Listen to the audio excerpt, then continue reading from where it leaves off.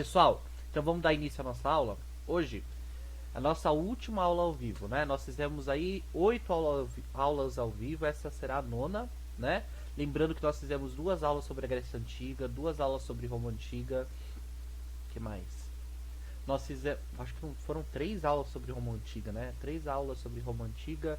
Nós fizemos umas 4 aulas, essa será a 4ª aula sobre a Idade Média. Fizemos aula interdisciplinar com a professora Rita, né? 2, aliás, né? Sobre a arte na Idade Média. Então aí nós temos um monte de aulas, todas elas estão disponíveis lá no Classroom, né? Se vocês entrarem no roteiro da aula, a partir do roteiro 19, tá lá tudo bonitinho, né? Eu sempre disponibilizo, consigo disponibilizar para vocês 2, 3 dias depois, que é o tempo de baixar a aula, editar o vídeo, etc, etc. Tá? Então essa será a nossa nona e última aula. Por que, professor, essa será a última aula? Por quê? Tá?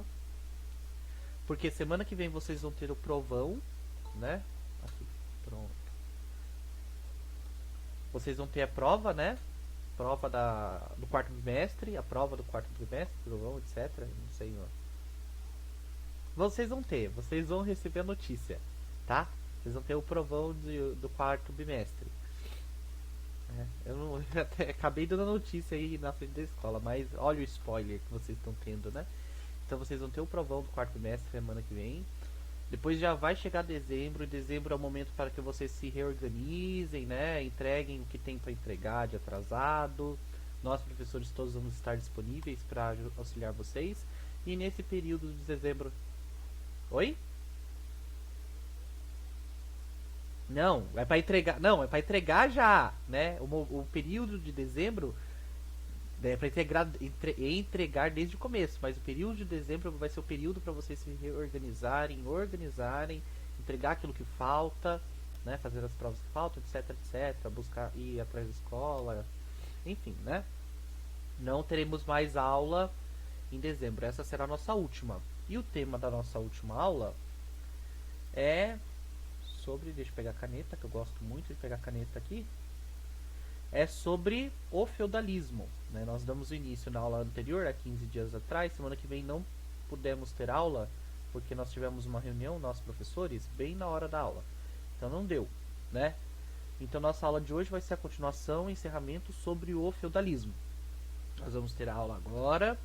Depois eu vou passar uma pequena revisão da prova, né? Do que vai cair em história na prova, de história na prova. E depois a professora Rita tem um comunicado para fazer para vocês, tá? Então vamos dar início, pessoal.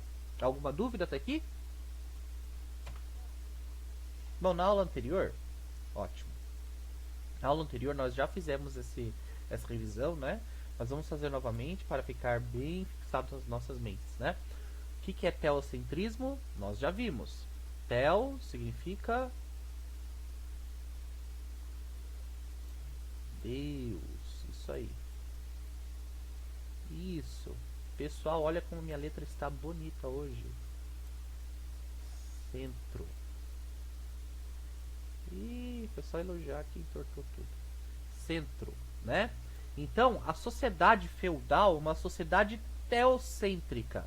Ou seja, a cultura, a sociedade, a política, as relações econômicas, tudo está girando em torno da ideia de Deus, né? Ou na concepção que eles tinham de Deus, da doutrina e da religião, que na época era a religião católica, né? A religião, vamos dizer assim, dominante na Europa, tá?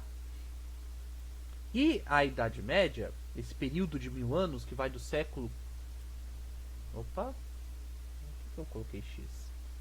Cadê a borracha? Que vai do século V ao século XV, período de 1000 anos, ela é dividida em 2 partes pelos historiadores, né? A chamada Alta Idade Média, que vai do 5 ao 10, e a chamada Baixa Idade Média, que vai do 10 ao 15.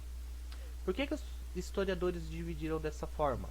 Lembrando que os historiadores adoram fazer divisões, né, no tempo, fazer linhas temporais, linhas do tempo. Nós já vimos várias aqui nas aulas, né?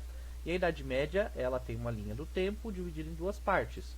onde os historiadores concebem que esse período da Alta Idade Média é o período onde o feudalismo, essa estrutura econômica, social, política, que nós vamos estudar, teve alta, ou seja, ele foi se fortalecendo. E no período da Baixa Idade Média, é o período que os historiadores compreendem que essa forma de organização social ela vai decaindo,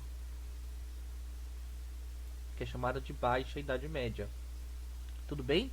Agora nós vamos ver, nós já damos início na aula anterior, mas nós vamos dar continuidade e rever o que é feudalismo. Feudalismo, pessoal. Feudalismo é uma forma de organização econômica, política, social fundamentadas na propriedade da terra. O que isso quer dizer, professor? Quer dizer que naquela época não tinha dinheiro, não existia dinheiro. As pessoas eram diferenciadas entre ricos e pobres, poderosos e não poderosos, senhores feudais e servos, com base na propriedade da terra. A riqueza, o poder da pessoa era definida pela quantidade de terra que ela tinha. Certo? Isso é o feudalismo. O feudalismo é quando as pessoas depositam na terra o valor econômico, político e social. Vamos dar um exemplo. Desde o século XV, que é o fim da Idade Média, até os dias de hoje, opera um modelo político, econômico e social na Europa chamada de capitalismo. Ou seja, é quando o dinheiro ele passa a exercer um poder econômico, político e até social, né? O dinheiro pode muita coisa hoje em dia, né? Mas há 1000 anos atrás, 500 anos atrás, na Idade Média, não era o dinheiro, porque na época não existia dinheiro. Na época as pessoas depositavam na terra esse poder econômico, político e social, tá? E a Europa, durante a Idade Média, logo após o enfraquecimento dos reinos germânicos, né? Ou seja, logo após a invasão dos bárbaros, ao longo do século 3, 4 e 5, é quando as pessoas saem das cidades, vão para o campo e no campo eles têm esse poder econômico, político e social, tá? Nós vamos compreender isso melhor nos próximos slides, tá? Esse feudalismo, ele tem muitas características. Eu dividi entre 5 ou 6 principais características do feudalismo. O que são essas principais características? São seus principais pontos, né? O que é o feudalismo? Um deles é que o fortalecimento do poder dos senhores feudais que exerciam autoridade administrativa, judicial e militar em suas propriedades. O que é isso, professor? Nós vimos, né, na Grécia, em Roma, na Grécia nem tanto, né, mas nós vimos no Império Romano, nos reinos germânicos depois do Império Romano, que tinha um poder central, né, ou seja, a população, tinha o clero ou as outras religiões, enfim, tinha os nobres e no topo você tem o rei. E o rei manda em muita coisa, manda no seu reino. Daí nós vimos que o reino eram enormes, né? Os reinos germânicos ou pegando o exemplo do Império Romano, era gigantesco o Império Romano, né? Do tamanho do continente inteiro, praticamente, né? Isso na Idade Média não existe mais, né? Você não tem na Idade Média um rei que exerce poder na Idade Média. Você tinha alguns reis ilustrativos, mas quem exercia o poder, quem administrava, agia com papel de juiz, quem tinha o poder militar em suas propriedades eram os senhores locais, ou seja, os senhores feudais. Senhores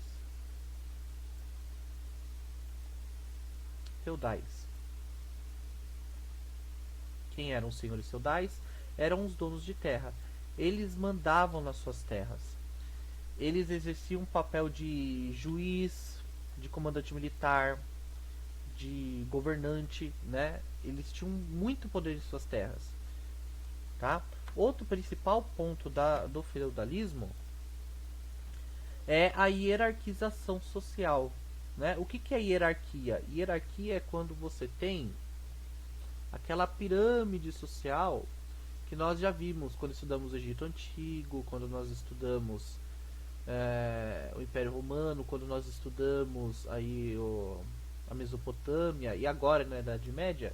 Hierarquia é isso, é quando a sociedade ela é organizada em classes, tá? E na Idade Média você tinha o senhor feudal como um chefe quase absoluto de suas propriedades, né? Ele mandava em muita coisa. Abaixo do senhor feudal tinha o clero, né? Os membros da igreja, principalmente os bispos, tá? Embaixo tinham os nobres e os guerreiros, né? Os nobres, lembrando que são aqueles que pertencem às famílias do poderoso, que no caso é o senhor feudal. E embaixo tinha os servos. Professor, o que é servo? Vocês têm ideia do que seja servo? O que a palavra servo significa para você? Isso, o que mais?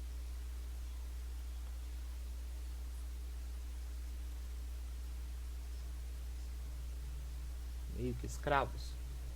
O que mais?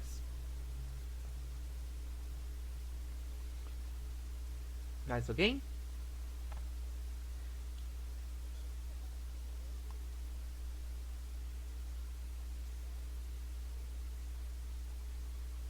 E eles recebem. Vocês acham que os servos recebiam? Oi? Muitas ideias. Vamos lá, ponto por ponto, pessoal. Servo é escravo? Não. Por quê?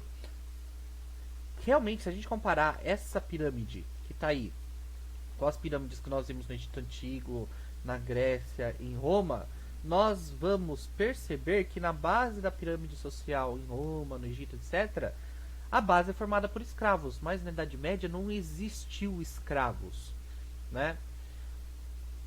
Pela sociedade ser uma sociedade teocêntrica, né, onde os princípios religiosos estão acima da...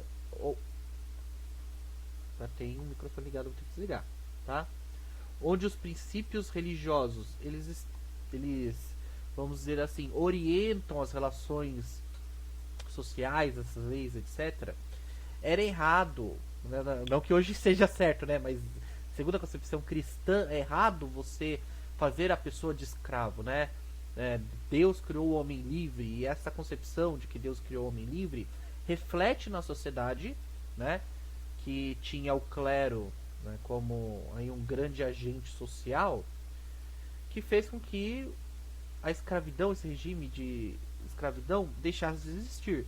Lembrando que na Idade Moderna, no século XV, essa prática volta a existir, tá? Principalmente no Brasil, na América, etc, etc, tá? Servo é escravo? Não, né? Servo é aquele que trabalha para o senhor feudal e recebe. Sim, ele trabalha, mas não recebe.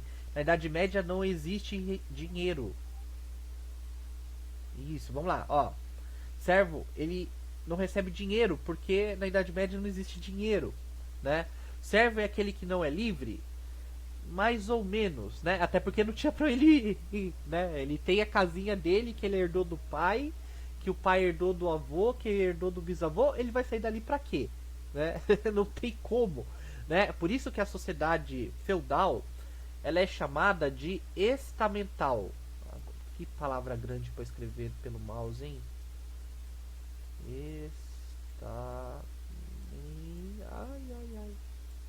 Estamental. O que é uma sociedade estamental?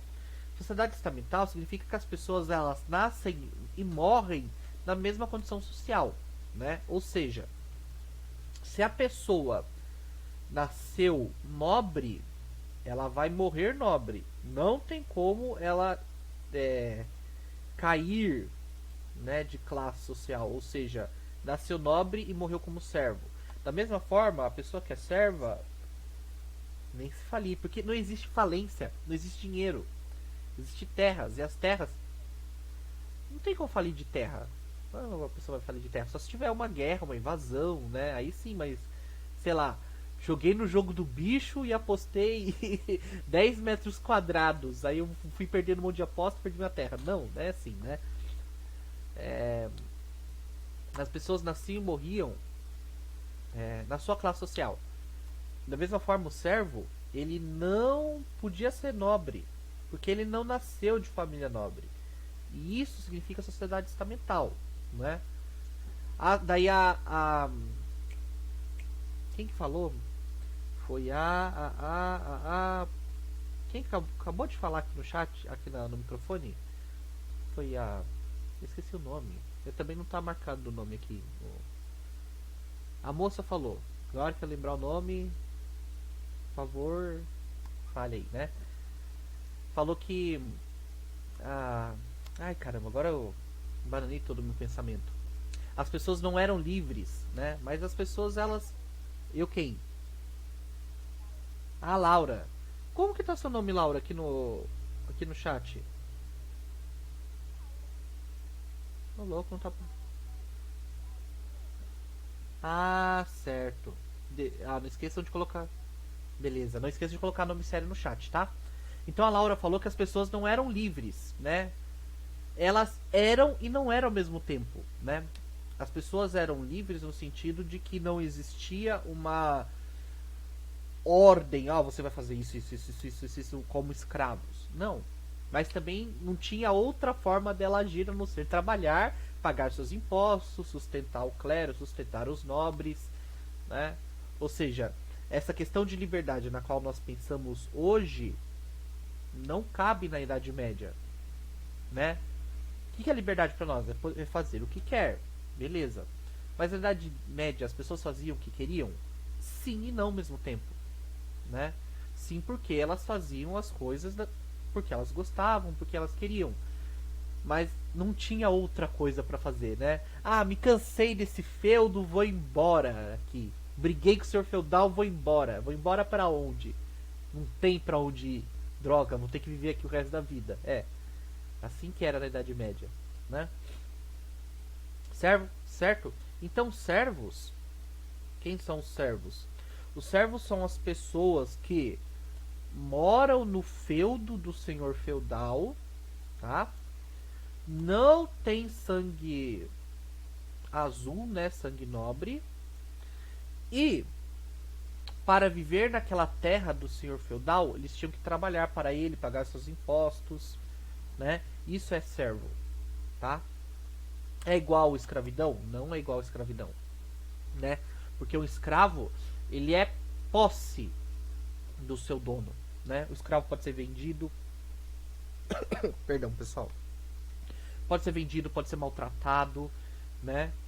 Etc, etc. E o servo não, né? O servo é como se fosse um funcionário entre aspas, porque o servo não recebe nada porque não tinha dinheiro, né?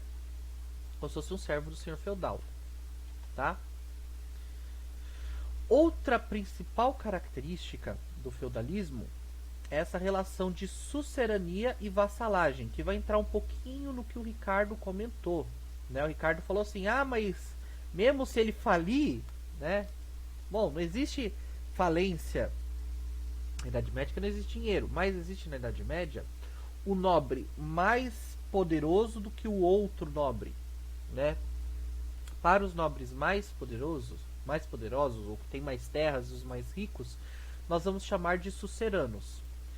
Para os nobres menos ricos, nós vamos chamar de vassalos, né? Pois na Idade Média teve esse vínculo entre os nobres. Que vínculo é esse? O sucerano, ele dava proteção e terras para o vassalo, o nobre menos rico. Em troca, o nobre menos rico, ele se tornava um guerreiro e um fiel do seu sucerano, né? Ou seja, eu sou nobre, mas tenho nada. Eu tenho uma casinha pequenininha de um quarto, mas eu nasci de sangue azul, né? Eu não quero viver dessa forma. Então eu vou lá no castelo, né, do senhor feudal, devo a ele fidelidade, né? Devo a ele fidelidade, prometo defender o seu reino não, o seu feudo, e em troca o senhor feudal me dá proteção e terras. E esse vínculo é um contrato social, né? Da mesma forma que hoje nós temos o casamento, que é um contrato social, você vai no cartório, registra, deixa registrar todo mundo, né, etc. Naquela época, esse contrato de sucerania e vassalagem acontecia quase que da mesma forma. Esta imagem aqui é uma ilustração disso, tá? Opa. Uma ilustração disso. Onde nós temos o que aqui? Nós temos um vassalo pedindo a proteção de um sucerano. E aqui nós temos uma pessoa anotando esse contrato. Certo? Deu para entender o que é sucerania e vassalagem? Sucerano é o senhor feudal, não, é o nobre que concede proteção e terras ao nobre menos favorecido ou menos rico, que é o vassalo, que promete defender e ser fiel ao seu sucerano. Deu para entender? Pera aí. Vamos lá então. Outra principal característica do feudalismo é que os senhores locais eles tinham um domínio sobre as terras e sobre os servos, né? Domínio não porque eles eram donos, mas que eles administravam tudo isso aqui sozinho. Essa imagem ilustra bem para nós, né? Nós temos aqui uma ilustração de um feudo, tá? E aqui nós temos o castelo, nós temos a área rural desse castelo, nós temos aqui o manso senhorial. O que é manso senhorial, professor? É o local de colheita e de plantação e colheita do senhor feudal, né? É daqui onde ele tira o seu pão, vamos dizer assim, né? Mas era ele e os nobres que trabalham nessas terras? Não, né? São os servos. Aqui nós temos um moinho. Aqui nós temos riozinho. Oi. Oi?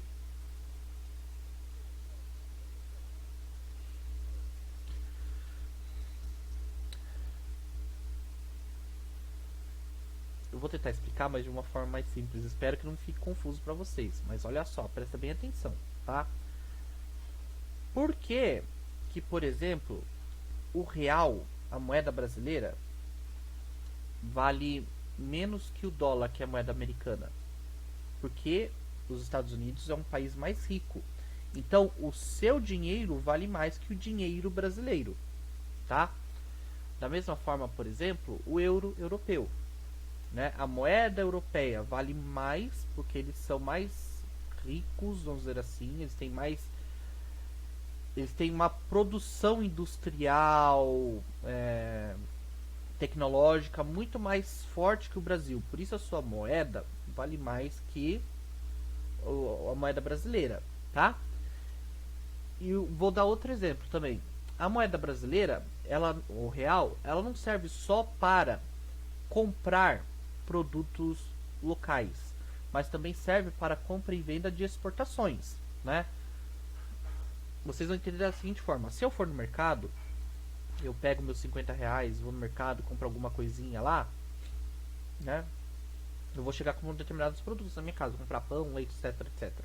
Mas se eu for com esses meus 50 reais ir na Europa, além dessa moeda ser desvalorizada, ou seja, não vai valer muito como vale no Brasil, ela vai valer menos, porque eu vou estar comprando produtos com uma moeda menos forte ou menos valorizada na Europa. Além disso, né, essa moeda vai valer bem menos, né? Por quê? Porque o Brasil... por que não? Perdão. Por quê? Porque o dinheiro ele serve tanto para compras locais, tanto para compras no exterior. Na Idade Média não existe compra, tá? Não existe compra de produtos, nem dentro do feudo e nem tá,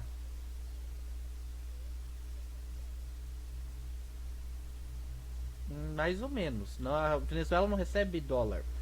Quando nós ouvimos notícias, por exemplo, da Venezuela, o peso venezuelano, ele convertido em dólar vale, o salário mínimo vale 2 dólares, por exemplo, né? Eles não recebem dólar. É quando nós vemos a notícia, essa troca já está sendo efetuada. Da mesma forma que o R$ 1, R$ 5 brasileiros vale $1. Mas isso é outra coisa. Mas na Idade Média não existe compra e venda de produtos nem dentro do feudo e nem fora do feudo. Porque para eles o dinheiro. O ouro existia, né? Os senhores feudais tinham ouro. Nós vimos na aula de arte que os livros, algumas figuras dos livros, as iluminuras eram feitas em ouro. Mas o ouro ele não tinha esse poder de compra, porque não tinham o que comprar, né? Nem dentro do feudo e nem fora do feudo, né? A pessoa não saía do seu feudo para comprar coisa em outro feudo. Isso acontece no finalzinho da Idade Média. Mas esse período do feudalismo que nós estamos estudando, essa compra e venda de produtos não existiu, né? Deu para entender? Ficou muito confuso? Ah, e eu dei o primeiro exemplo do valor do real, do dólar. Por quê? Porque o que mede a riqueza hoje é a produção do país, né? O país que produz mais, o seu dinheiro vale mais, né? Mas na época da Idade Média, não existia uma produção, existia a quantidade de terra. O que vale para mostrar se você é rico ou pobre, se você é poderoso ou não, é a sua quantidade de terra. Se você tem mais terra, mostra que você é mais rico.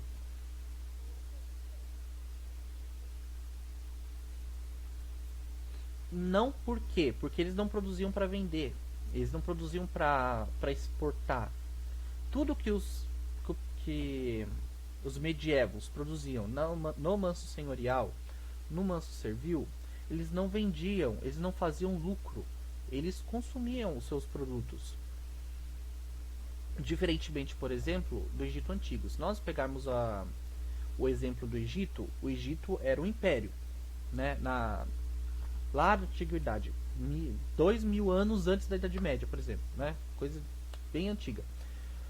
Os egípcios, eles produziam muitos grãos, mas eles vendiam para regiões vizinhas. Por isso que eles produziam muito, porque eles vendiam para os outros povos. Na Idade Média, não. Eles não vendiam produtos. Não tinham para que comprar. Os feudos, eles eram autossuficientes.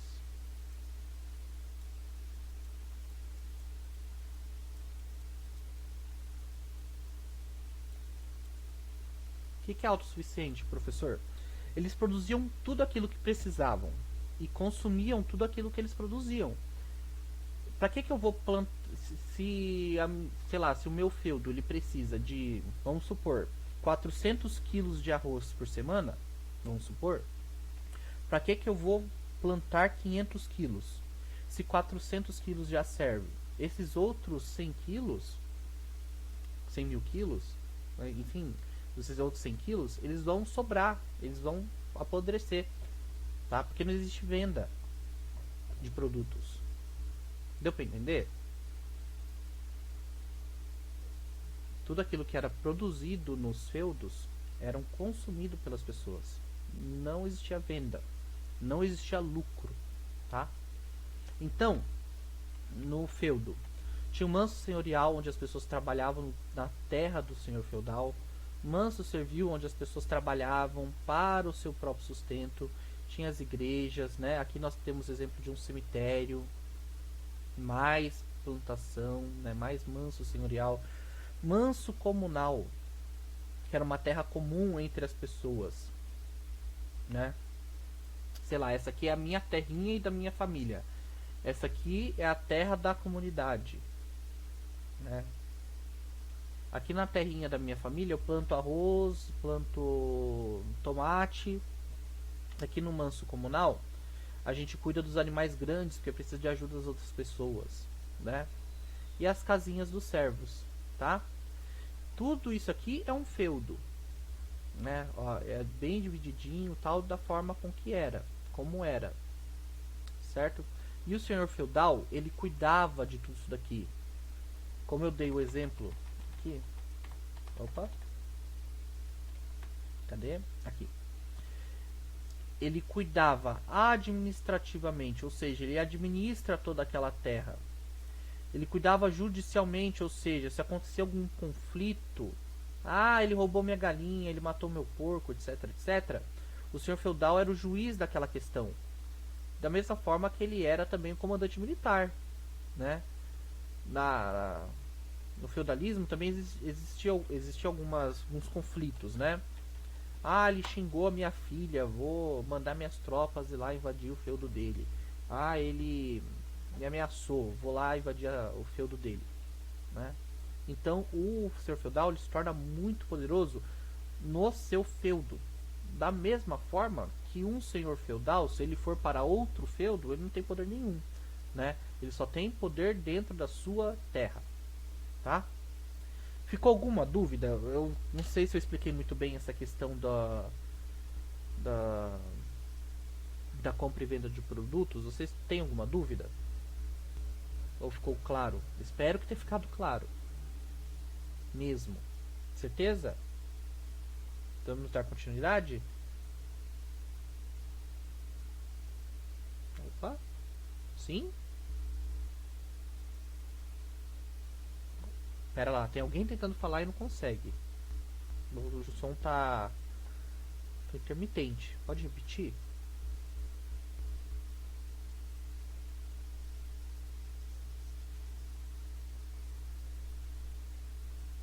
Laura? Você tava querendo falar alguma coisa? Qualquer coisa manda no chat, tá? Seu áudio tá falhando. Manda no chat. Deixa eu abrir o chat aqui. Não sei se vocês estão mandando alguma coisa.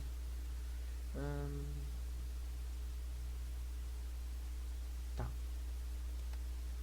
Outra característica do feudalismo é que há um declínio das atividades urbanas.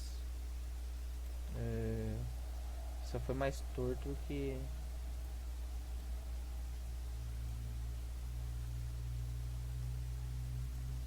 Há um declínio das atividades urbanas e um aumento das atividades rurais, né? Isso é um pouco mais óbvio para nós, né? Como nós vimos, durante as invasões bárbaras, o povo que antes morava no Império Romano saíram das cidades e foram para os campos. E, obviamente, as atividades urbanas, elas decaem e aumentam as atividades rurais, né? O que são atividades urbanas, professor? Comércio, artesanato, né? Práticas culturais, como existiam na época os teatros, etc. Né? Tudo isso ele decai na Idade Média e surgem outras atividades, as atividades rurais, né? A professora Rita falou da comédia dell'arte, alguma coisa assim, eu não lembro, né, que eram peças teatrais feitas em caravanas, etc. Né? Isso é um exemplo de uma atividade rural, como a plantação, cuidado de animais, né? Essas atividades rurais, elas aumentam muito na Idade Média, né? Agricultura e criação de animais. Grandes cidades da antiguidades não exerciam mais o papel como antes, né? Como assim? Você tinha na antiguidade, por exemplo, Roma, não só o Império Romano, mas a cidade de Roma era a capital do mundo na época, né? Todos os produtos, né? Os tapetes mais bonitos, né? As roupas mais bonitas, etc, etc. Tudo isso era comercializado em Roma, porque as pessoas mais ricas viviam em Roma, os mais poderosos viviam em Roma, né? Mas na Idade Média não, isso deixa de existir. Por quê? Além de não existir dinheiro, também a cidade de Roma não era mais como antigamente, né? As pessoas não estão vivendo mais nas cidades, estão vivendo no campo, né? E outro princípio do feudalismo é a consolidação do poder temporal da Igreja Católica. O que é poder temporal? Porque a Igreja, assim como, né, as outras religiões, os pastores, os muçulmanos, os hinduístas, etc, eles têm um poder, vamos dizer assim, espiritual, né, de orientação às pessoas, né, de doutrina, de cada religião diz o que é certo, o que é errado dentro da sua configuração, dentro da sua doutrina religiosa, né? Mas durante a Idade Média, a igreja não só tinha essa autoridade espiritual, doutrinal, mas também tinha um poder temporal. Por que tem poder temporal, professor? Vamos dar um exemplo bem simples. Aqui.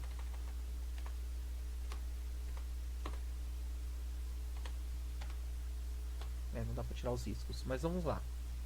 Vou apagar aqui com a minha borracha. Vocês vão entender melhor, tá? Vou perguntar uma coisa para vocês. Um servo podia se tornar um membro do clero?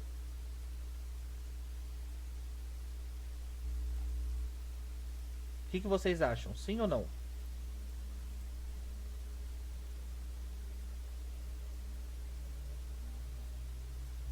Um servo poderia se tornar um membro do clero?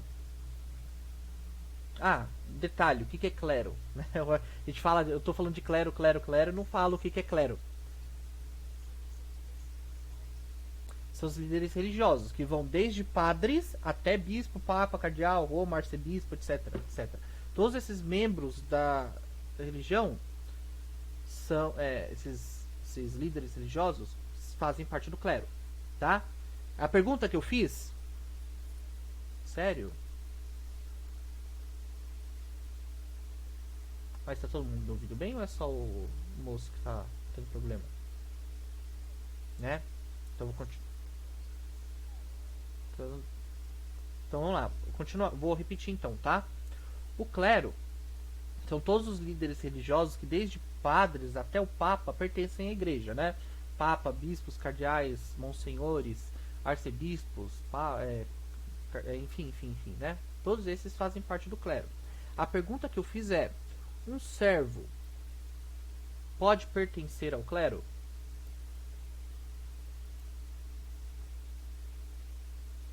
Mesmo eu tendo falado que a sociedade era estamental e que as pessoas não podiam mudar de classe social, o servo poderia se tornar um membro do clero?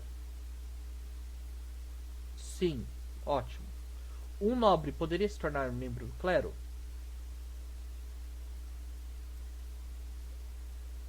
Sim, não.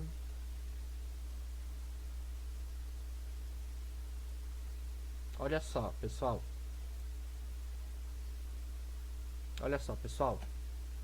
Um servo poderia participar do clero? Ser membro do clero? Sim. O nobre poderia ser membro do clero? Sim. Por quê? No clero tem aquilo que os historiadores chamam... Opa, agora escrevi com o nariz, mas tudo bem. De alto e baixo clero. O que é alto e baixo clero, professor? O alto clero são os cargos mais altos do clero. E o baixo clero são os cargos mais baixos do clero, né? Ou seja, se o servo ele for pertencer ao clero, ele vai participar do alto ou do baixo clero? Do baixo clero, né? Se um servo quiser, sei lá, seguir sua vocação religiosa, ele não vai se tornar um bispo, ele vai ser um padre, né? Da mesma forma que o filho do senhor feudal, o primeiro filho, primogênito, aquele que seria aí o próximo na sucessão, o próximo a ser senhor feudal. Ele desiste de ser senhor feudal e vai se tornar um clérigo. Ele vai ser um padre? Não, ele vai se tornar um bispo, vai se tornar um cardeal, né? Ou seja, essa divisão social aqui presente na sociedade feudal, ela também existe dentro do clero, onde os nobres participam do alto clero e os servos participam do baixo clero, tá? Existiu algumas pessoas, né, em alguns casos de servos que acabaram se tornando bispos, mas não era a regra, né? E na maioria das vezes, o alto clero era ocupado pelos nobres, tá? Por que eu falei isso? Porque o que é o poder temporal da igreja? É quando membros da igreja, como os bispos, também passam a tomar decisões políticas, tá? Como eu disse para vocês, o bispo ele era um clérigo, membro da igreja, mas ele também veio de família nobre. Então, mesmo dentro da igreja, ele vai tomar algumas decisões políticas, né? Olha que eu anotei aqui. Papa, cardeais e bispos passam a ter um grande poder sobre as decisões políticas. E a igreja passa a ser, no fim da Idade Média, uma grande proprietária de terras, né? Da mesma forma com que os senhores feudais tinham as suas terras, a igreja também tinha as suas terras, né? No final da Idade Média, de todos os senhores feudais, né, o senhor feudal que tinha mais terras era o Papa. Por quê? Ah, eu recebi uma graça e vou, sei lá, me curei de uma doença, vou doar parte das minhas terras para a igreja. Isso acontecia muito na Idade Média, né? Isso fez com que a igreja se tornasse uma grande proprietária de terra, sendo o Papa um grande senhor feudal, tá? Eu peguei esse mapa para vocês compararem, por exemplo, o tamanho de um feudo, tá? Os feudos tinham em média o tamanho de 200 a 250 hectares, né? E no Brasil, o Sergipe, que é o menor estado do nosso país, caberiam cerca de 8 a 10 feudos dentro deste estado. Isso para vocês terem uma noção de tamanho. Significa que Mogi das Cruzes, por exemplo, seria um feudo. Para vocês verem o tamanho do feudo. O feudo era gigantesco, né? Muito grande. Tá? Eu acho que é pra... E para terminar o assunto de Idade Média, né? Claro que nós não abordamos na sua plenitude, né? Faltam ainda mais muitas explicações, mas como o nosso tempo acabou, né? Já semana que vem prova, etc, etc, dezembro. Esse será o nosso último assunto que nós vamos ver da Idade Média, né? As condições de serviço, né? Como eu falei para vocês, e como vocês mesmos falaram, ah, professor, mas o servo, ele não era livre, o servo era como escravo, não, né? Mas ele não era um escravo, mas ele também não era 100% livre. Para ele morar na terra do senhor feudal, eles tinham algumas condições a cumprir. E essas condições nós chamamos de impostos feudais, né? E são 3: a corveia, a talha e a banalidade. A corveia era o seguinte: o servo ele tinha que trabalhar alguns dias da semana nas terras do senhor feudal. Ou seja, além de eu trabalhar na minha terra, 2 dias da semana, 3 dias da semana, eu tinha que ir lá na terra do meu senhor feudal e trabalhar para ele. A banalidade era uma taxa paga ao senhor pelo uso das ferramentas, né? Ou seja, eu trabalho na minha terra, trabalho na terra do meu senhor feudal e eu preciso de pá, eu preciso de um boi para me ajudar a arear a terra, eu preciso de cavalos, como ilustra aqui, né? Aqui nós temos cavalos, nós temos saco de sementes, tem uma outra ferramenta aqui para ajudar a amaciar a terra, deixar ela mais macia, né? Todas essas ferramentas utilizadas eu tinha que pagar um imposto ainda para usar elas. Além de eu trabalhar para o senhor feudal, eu ainda tinha que pagar as ferramentas que eu usava. E além disso tudo, a talha era aquilo que eu produzia no meu feudo, 20% eu tinha que pagar para o senhor feudal, né? Ou seja, eu plantei, colhi 10 quilos de arroz, 2 quilos eu vou dar para o meu senhor feudal, como imposto, né? O servo, ele era livre na Idade Média? De certa forma sim, mas esses impostos, eles eram muito grandes, né? Trabalhar de 2 a 3 dias na terra do senhor feudal, sobrava 4 dias da semana no meu feudo. Além disso, uma grande porcentagem eu tinha que dar para o senhor feudal, né? E além de tudo, as ferramentas que eu usava, eu tinha que pagar para ele. Ou seja, era muito imposto, né? E mais pra frente, no ano que vem, vocês vão ver que esses servos vão se revoltar contra seus senhores feudais, né? Vai ter conflito e vai ter quase uma guerra, né? E por aí vai, né? De assunto de Idade Média, pessoal, acabou, né? Vocês têm alguma dúvida? Não? Tá. Agora, eu vou falar pra vocês um pouquinho da prova da semana que vem, né? O que vai cair na prova, professor? Serão 5 questões, tá? De história. Tô falando só de história. Dessas 5 questões, uma vai ser sobre a Grécia Antiga, os conflitos. Lá na nossa primeira aula ao vivo, né? Quais foram os conflitos? Ou melhor, quais foram os conflitos não, né? Não vai ser bem essa pergunta, mas só dando uma dica para vocês. Quem participava dos conflitos? Quais cidades-estados envolvidas nos conflitos? Né? As principais, quais eram as duas principais cidades-estados da Grécia Antiga? Né?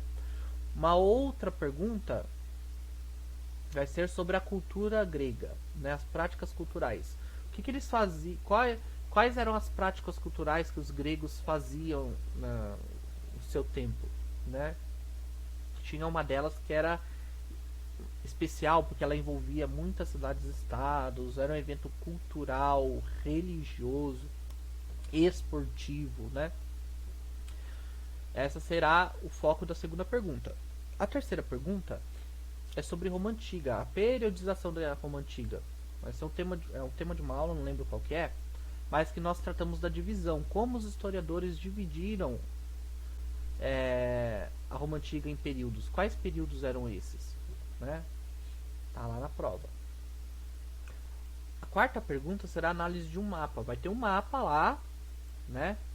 Com várias setinhas e vocês vão ter que descobrir não, porque vocês já estudaram, vocês vão ter que lembrar, né? Analisar o mapa e ver qual evento histórico está acontecendo e que aquele mapa está ilustrando, né?